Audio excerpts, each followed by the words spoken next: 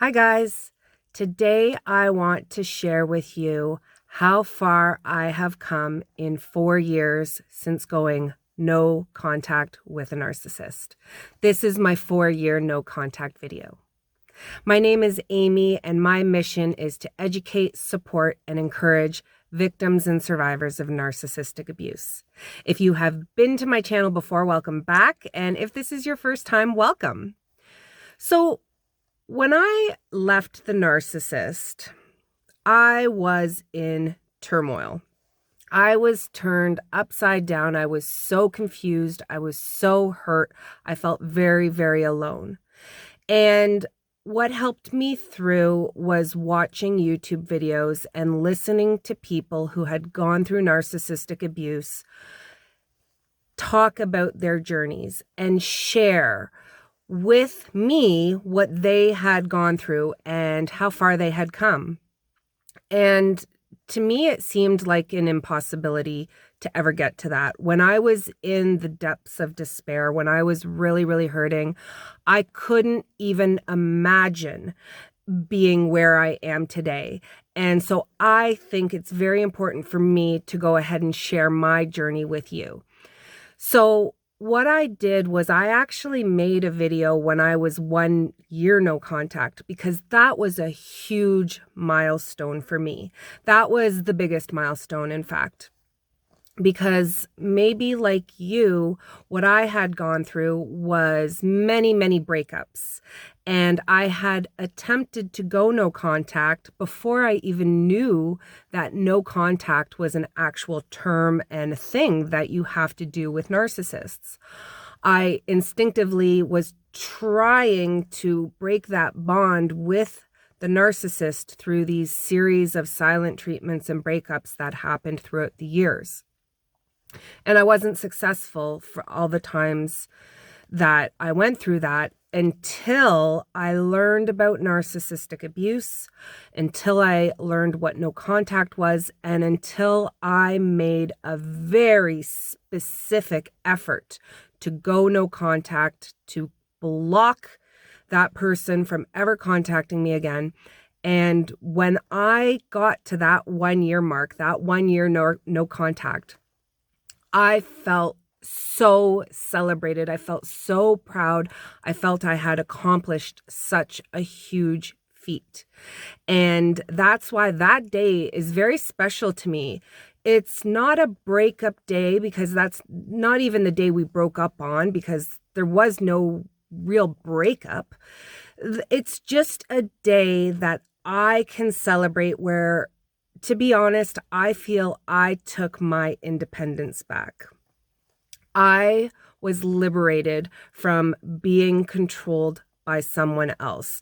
And so that's why it's special to me. And that's why I celebrate this as an anniversary of sorts for myself. So I don't really like it when people say you need to get over it. You need to stop focusing on the past. Here I am 4 years out and I still celebrate that day, because I would not be where I am right now without that goal, that date, that celebration, that accomplishment. So don't let anyone ever tell you that you can't celebrate something that somebody might look at as a negative, like a breakup date or a going no contact date or a cutting ties date. That might seem negative in someone's eyes, but for you, if you were with a narcissist, that's almost like a rebirth. That is a huge thing. So I just want to talk about it very casually in this video. I don't have anything prepared. I'm just going to spew some thoughts off the top of my head. I've never actually rewatched the other videos I made celebrating no contact. So if you happen to watch those before you watch these and I repeat myself, or even if I say different things, you know, that's going to happen, because as you evolve and as you change and as you grow, you think differently, you feel differently, you become a different person. So contradictions, they're going to happen. First of all, I just want to link right here. If you haven't seen, I made my 1 year no contact video, and that's the link there. You can go ahead and click on that and watch that first if you want, or you can work your way backwards and start with 4 years and work backwards. I also made a 2-year no contact video, which you can find linked through these videos. They'll all be linked. I'll put them all in the description actually, so you guys can link to them quickly. And I didn't make a 3-year no contact video.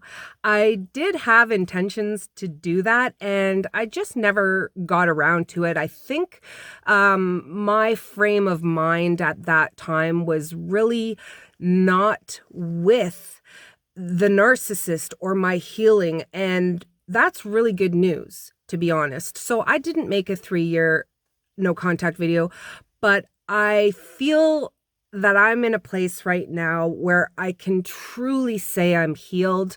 I can truly say I'm over it. I feel so grateful for the community. I've been doing Narcaway for, well, the YouTube has been 3 years. The Instagram has been almost 4 years because I started it shortly after the breakup. And it's grown so much. There are so many beautiful people that follow my channel and they interact with me.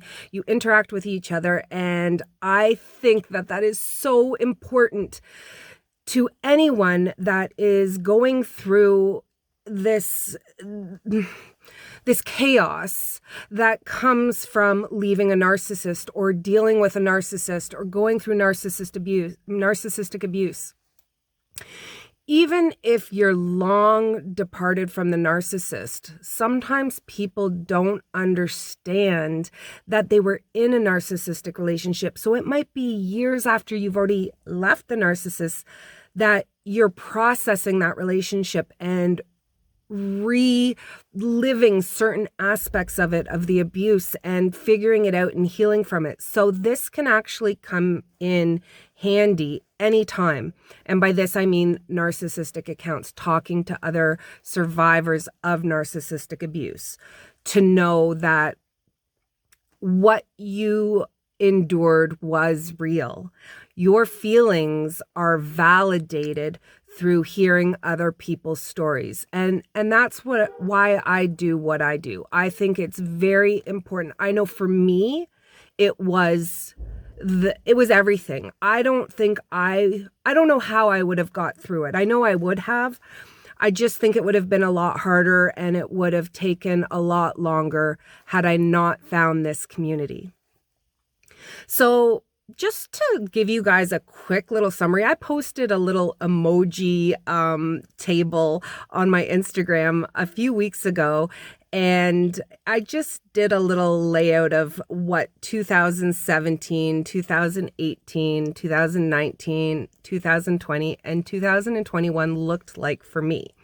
So I'll just kind of outline verbally for you guys how those years came together for me and how I got to where I am now. So for those of you that don't know my background, I actually started dating my ex, the narcissist, in 2007. We were together for 10 years, almost 10 years to the day, in fact. I left him in December. Now, again, going back to what I say, when I say I left him, there was no breakup. There was no dramatic leaving.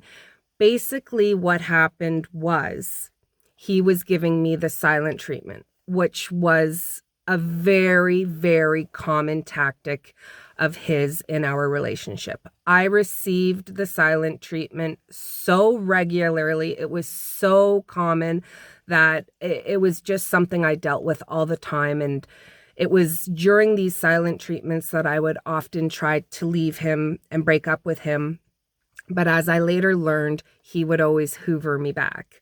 Again, I had no idea there was terminology for this. I didn't know this was a thing, but he did. We would get to around 6 weeks of not talking. And then he would call me up or text me or literally show up at my door. And, you know, I would be so brokenhearted and just want to make things go back to normal that I would always take him back. And so this was my life on repeat for a decade. And on December 12th, 2017, he hung up the phone on me. We were having a conversation. He got angry at me and he hung up on me, which again was something, unfortunately, somewhat common. And I was just fed up. I was so sick and tired, and this didn't happen overnight. This had been building for months and months and months. In fact, it was years. I knew that this relationship was not good for me. I knew he was abusive. I didn't know it was narcissistic abuse. I didn't even know that was a thing, but I knew that I was not emotionally well. I was not treated well. I did not feel well. My health was suffering. And I decided that that was going to be the end of it. I was not going to do it anymore. 10 years was enough. So that's the day that I celebrate my no contact anniversary. That's the day he hung up the phone on me. And that is the last time I ever spoke to him, ever. He did try to contact me again. I blocked him. So in January of 2018 is when I discovered narcissistic abuse. I was Googling. I was desperate for answers. I was trying to figure out why I felt crazy. I was trying to figure out what I did wrong and how I can fix it and if it can be fixed and what the heck was going on. I was just looking for clarity. And I think I Googled the silent treatment. That was really the common thing that was happening over and over and over again. I couldn't figure out why he wouldn't just talk to me when we would have a fight or a disagreement, why the fights kept happening, because no matter what I tried to do, couldn't seem to not have him get angry with me. And sorry about the noise. So no matter what I tried to do, I started to realize that I could not influence his actions whatsoever. He was going to do what he was going to do, and it really had nothing to do with me anymore. So it was time for me to make my own decisions and take action for my own benefit, not for the benefit of the relationship, not for the benefit of us. I had tried and failed over and over and over again to do that. Now it was time to take matters into my own hands to make myself happy. So once he hung up on me and I made that decision, I took some weeks to just figure out if I was going to go through with this and if I was going to be able to, not if I was going to, I wanted to. I knew that I really wanted to walk away from this relationship and I wanted to move on. I just didn't trust myself because I had caved so many times before. In January of 2018, when I found out what narcissistic abuse was, that's when my life changed. That was when I understood that I was not at fault, that I was not the one that was creating this drama, that I was not the evil person that he told me I was. He told me that all of the problems in our relationship were my fault. He literally said those words. And although I knew that not to be true, to some extent, I wondered if it was possible that it could be true because I couldn't understand why he didn't treat me right, why there was no respect, why I felt contempt from him, why every vacation had to be ruined, why every time we went to a party together, I left in tears or he left me alone. There just didn't seem to be any rhyme or reason to this until I found the term narcissistic abuse. And that was my aha moment. That is when I realized that I was not the problem and there was a name for this. And I did such a deep dive. I began watching YouTube videos and following Instagram accounts like it was my job. Hours and hours and hours a day. And it's probably many of the channels that you guys watch. They are very, very knowledgeable in narcissistic abuse. I'm not going to name the channels right now in this video. I do in other videos give people plugs. I'm not going to do that in this one But in a future video, I'm going to make a video dedicated to just my favorite YouTube channels. But you know what, guys? You probably already watched them. There's a handful of really, really great YouTubers that talk about narcissistic abuse, that really explain it in a way that makes you understand it. And that was something I cherished and valued, and really it saved me. So 2018 was my year of education. That was the year that I was just absorbing every bit of information I could. I started counseling very soon after leaving him. When I broke up with him, or when we stopped talking, whatever you want to call it, however you want to call it, basically what happened was I blocked him. There was no breakup. There was no conversation. We didn't live together, so it was easy. We don't have children together. We weren't married. Even though we were together for a very, very long time, it was very easy to just separate our lives. Now, my problem was I was very fearful of what I would lose. I would lose my friend circle. I would lose all of my social regularities. I had a very, very tight group of friends that he was also entwined with. And I knew by leaving, I was going to leave all of them because I knew he wasn't going to leave. And I didn't want to have any ties with him at all. In fact, I knew I couldn't. I knew I couldn't take this journey of healing and understanding and moving on with him in my life in any way, shape, or form. So I made the decision to let everyone that I cared about, including my best friend of 28 years, go with him. So when I had this breakup, it wasn't just me breaking up from my romantic partner. I lost my best friend. I lost very close friends, my whole group of friends. I lost a lot, and I'm not going to go into the details on that. I think that's in some other videos too, but I don't want this video to be so much about that. I want to talk about going forward and once I got past that. So I had a lot of loss. So 2018 for me was a year of grieving and a year of understanding. And that's all I did. I went to counseling. I went to group counseling. I went to individual therapy. I did online therapy. I bought books. I read Instagrams and YouTubes, and that's what I did. That was my year. That's what I spent doing. I just therapized the heck out of myself. 2019 was when I started getting back to normal. That is when I started finding the old me again, because I had forgotten who I was. I had forgotten what I liked. I had morphed so much into him and his personality in the 10 years we were together, because as you know, narcissists don't like you to have your own individuality. You lose such a part of yourself. And so my year of 2019, which was my second year, was spent finding myself. I went on a vacation by myself. I went on a vacation with my daughter to Europe. We did a big, huge trip, just the two of us. I did things that I wanted to do. I love to travel, so traveling is what I did. I started to make new friends.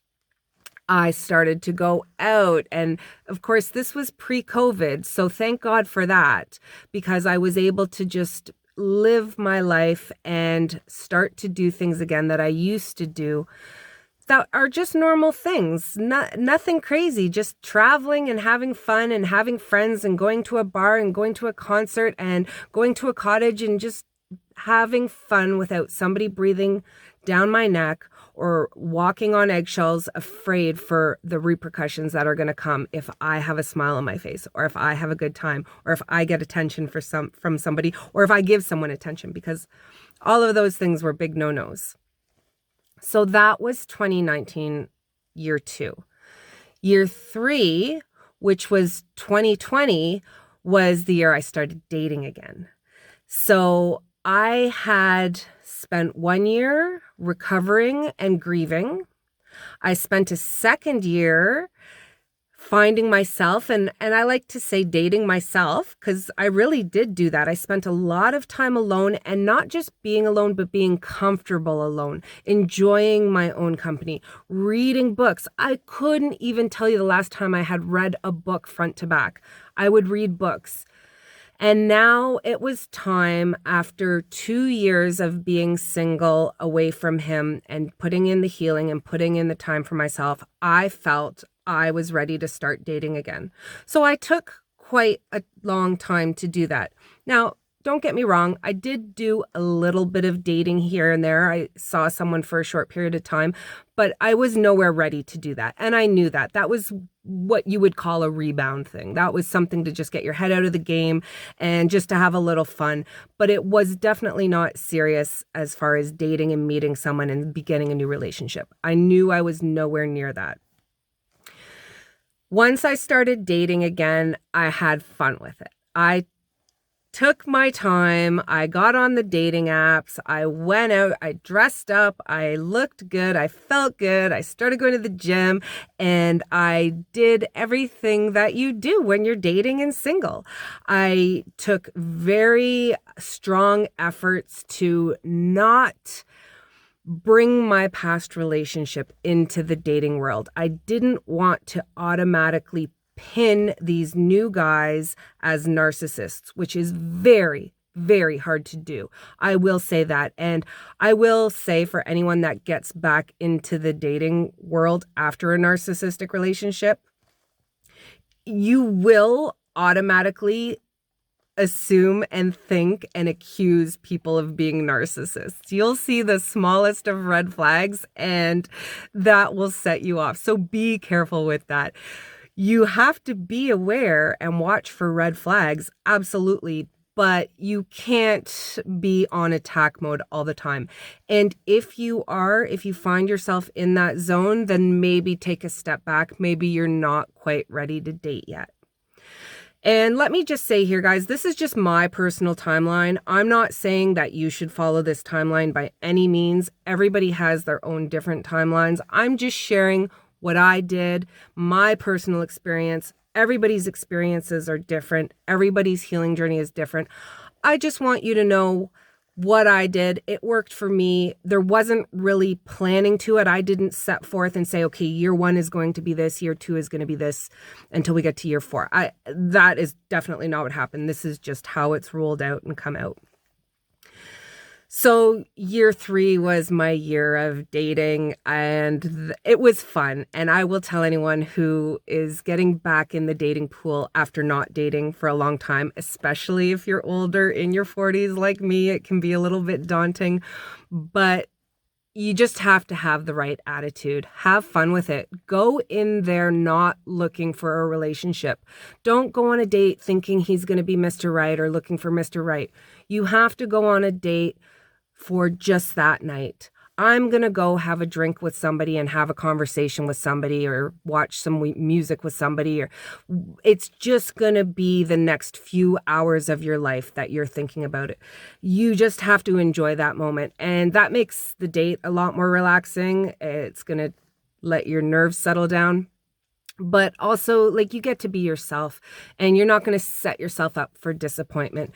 If you're going to have expectations and want this person to be great and comparing them to your ex, that is a recipe for disaster. Just go on a date to enjoy the conversation and meet somebody new. And from there, eventually, you're going to meet somebody that you like to hang out with. And that's what happened to me. That brings me to year 4. So at the beginning of this year in January, I met somebody, and that was my last first date. So I had gone on enough dates. I'm not going to say lots, but enough dates before him to realize none of them were for me. And then I met my now current boyfriend, who I am madly in love with and very, very happy to have met. And, we met on a dating site, so it is possible. He is, just so kind and sweet and loving and good, and none of the things that my ex was. To be in a relationship with somebody where you feel safe is something that is foreign to me. And I won't even even though we've been together for just coming up on a year now, there are still times where I have to step back and say, is this for real? I'm almost waiting for the ball to drop. So there is this, you're forever changed after narcissistic abuse. I will say that it does absolutely change you. You will think differently. And you have to make conscious efforts to not bring that into your new relationships. You cannot be on defense mode, which you may have been previously with a narcissist. So you'll have to relearn how to be in a relationship. You'll have to relearn how to be in a healthy relationship. And you'll know you're in a happy, healthy relationship when you can have a conversation with your partner without it turning into a fight. And that's one thing that I realized, that I was afraid to talk to my new partner because my old partner had trained me to not bring up conversations that might trigger him, because I would pay the price of the fight that would follow and the silent treatment that would follow. And I realize now that holding things in is not good. It doesn't do any benefit to the relationship. And if you can have a conversation with your partner about hard things and it be just a conversation that you work together towards resolve, that's healthy. That's what healthy is. When it's not a fight, it's so, it feels so good. And I wish that for all you guys. I can't wait if you decide to have another relationship with somebody, if you get to that point when you have that relationship with somebody that you don't have to fight with them every day, and you don't have to be picked on, and you're not bullied, and you're not demeaned and belittled and ignored, and like all of those things that you got so used to. That's the sad and sick, very sick thing, that we got so used to that type of treatment in those relationships. When that is gone and when things get back to normal, it will change your life. Your life will forever be changed. And then even if your next good relationship is not a forever relationship, it's going to change you again, and you're going to know your worth and how to be treated. So if you do get into another one later on, you're going to have those strong boundaries, and you're going to set your worth. And that's very, very important, and you need to have that going forward. So guys, just to sum it up, my 4 years, the first year was a year of healing and understanding and grieving. My second year was a year of figuring out myself, what I liked, my hobbies, refining myself. My third year was get back in the dating pool and, put myself out there again. And my fourth year was my magic year. That was the year I met somebody, I fell in love again, and I just started living my life in a healthy relationship. And I'm going into year 5 now. That was 4 years. This is year 5, 2022. And I've got big changes. I'm changing everything about my life. I'm moving. I'm giving up my house. I'm moving out of province. I'm quitting my job. I am shaking it up. And some people might call it a midlife crisis. I call it a midlife shakeup because I'm not in crisis. I was in crisis, but I got myself together. I healed from that thanks to all of these wonderful people that make these YouTube channels and put that information out there for us all to access. And thank you to everybody who has ever shown me love throughout my process. I'm here to give my love and support and help encourage you in your journey and to get past your hard parts too. So I hope my story helps you. I hope it encourages you. I hope it gives you some kind of hope. And I really, really believe that you're going to be okay. I know that I didn't know how I was going to get through it, and I did. And one of the biggest keys to this recipe is time. Guys, it just takes time. So be patient, do the work and reach out. There are people that will help you. Don't reach out to flying monkeys. Don't reach out to your abuser. Reach out to former victims. We're the ones that are going to help you because we're survivors. Guys, I love you all. Thank you for watching this video. I will see you in the next one.